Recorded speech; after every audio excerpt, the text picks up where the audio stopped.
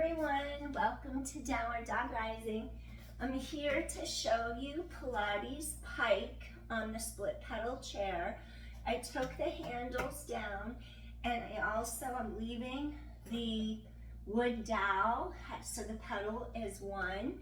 And then whenever you do Pike, you really want to get focused into your core, into your center.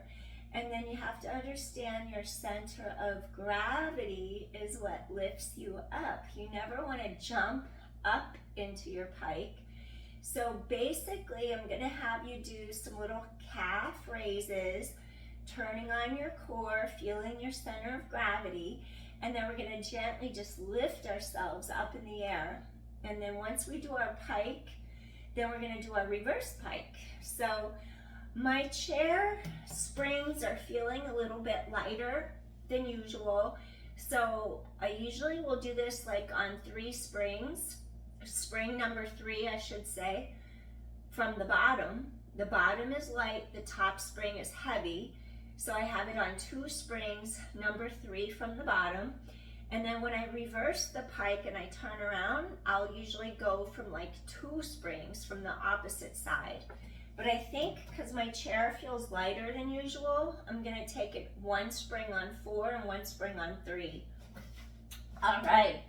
So first of all, I'm going to ask you to press your ball of your foot sturdy against the pedal. Press the pedal down. And then I'm going to ask you to bring your palms to the far edge of the chair. And then I want you to feel rooted and grounded. The shoulder, elbow, wrist are going to align. You want to feel the connection of your shoulder blades anchoring down the back. This doesn't mean pinch blades together. It means find them, feel space between them, maybe elevate breastbone slightly, feel space open up, relax the breastbone. Now what I want you to do, bring your heels into a V stance, and I want you to exhale, lift heels up. Inhale, lower heels down. Make sure you feel the weight evenly distributed through the balls of the feet. It's not just the toes. Exhale, scoop in. Lift those heels up. Exhale, scoop in. Tighten the core to your back and lift. Feel the control. Shoulders down and back. Feel how there's width across the shoulders, the chest, and 4. And 3, I want you to feel your ribs wrapping around together. 2 more. Good, last one. Now I want you to take a deep inhalation. Press from your armpits into your palms. Your shoulders are going to come right over those palms. And I want you to start to feel the wrapping of your ribs all the way around you to the center. Inhale. Now you're going to push down into the palms. And then you slowly start to elevate up. Use your core. You exhale, you lift up. Exhale. Exhale. Use your core.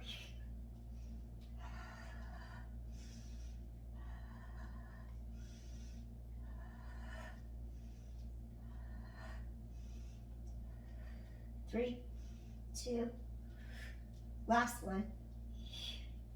All right, control the pedal down.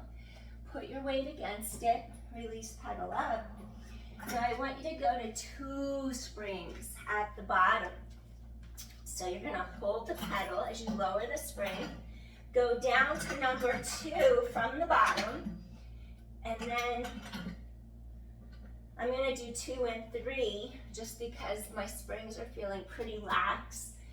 And I just haven't been able to order new springs yet. When you order new springs, they're going to feel like really supportive and strong. So I just need to order springs, and I haven't been able to do that yet.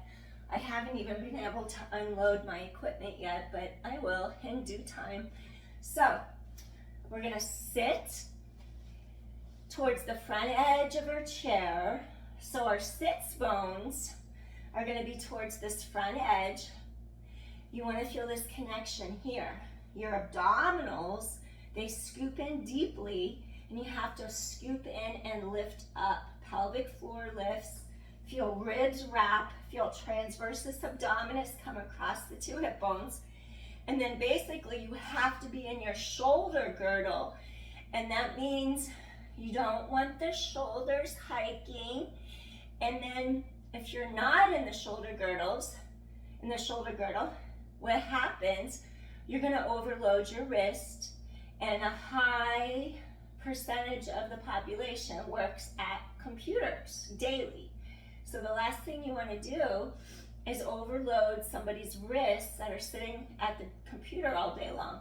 So you have to really connect into the serratus anterior, and then you want to feel the connection under the shoulder blades in your back, stabilizing, and then you also want to feel your oblique slings so they can stabilize and wrap you. So maybe do a couple of these where you float the arms up and then roll shoulders down, back, circle the arms. I just want to get your shoulders down away from ears in a more favorable position to align to get started. One more. You reach your arms overhead, you circle, because we want our shoulders to be open rather than up, hiked, and forward, because you won't be able to stabilize your shoulder girdle if you start from this position. And I'm exaggerating it, granted, because I want you to see what it looks like. Now, your shoulders are down and back. Your palms are gonna align under the shoulder, elbow, wrist. You have to push down into your palms. Another way to know if you're doing it correctly, can you hover your pelvis up in the air without feeling pain in your wrist? Chest is open. Can you hover? Hover up. So that's one way to know, is your shoulder girdle adequately supporting you? Okay, so here comes your reverse pike. I love this one. So once again, your heels come up together in your V stance. You're gonna feel your inner thighs spiral outward around those outer hips, thighs, wrapping under those glutes. So that wrapping is important, inner to outer thighs around outer hips and glutes. So you push into your palms and you start to press down into your pedal. So then what happens, you hover. Now think of like a swing. Your pelvis is a swing, your arms, you're swinging your pelvis back and forth through the arms. So you have to exhale, use your core. Exhale, tighten the core, wrap those ribs. Exhale.